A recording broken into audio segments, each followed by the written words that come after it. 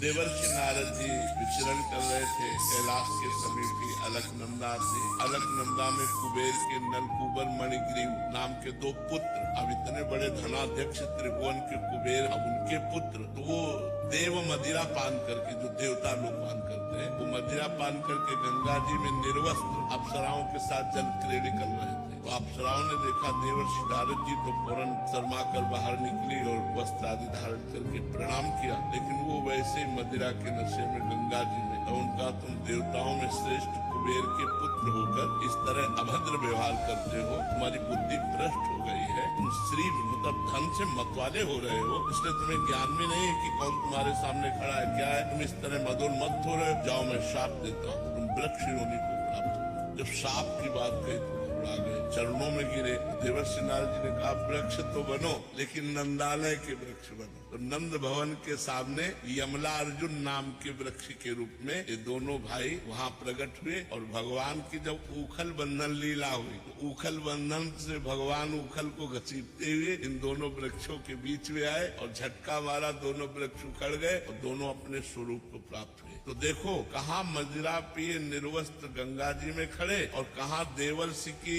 हम श्राप कहे या कृपा कहे, कृपा कहेंगे, साप रूप से कृपा देकर भगवत साक्षात्कार करवा दिया। श्री